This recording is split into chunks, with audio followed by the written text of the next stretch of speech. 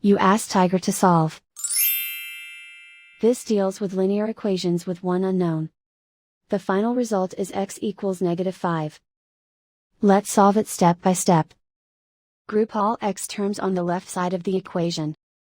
Subtract 7x from both sides.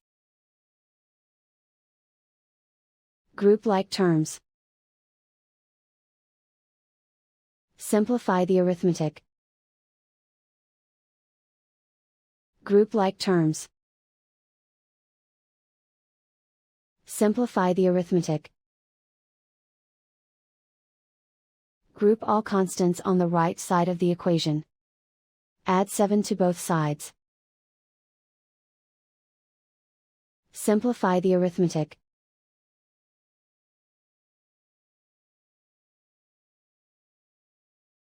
Isolate the x.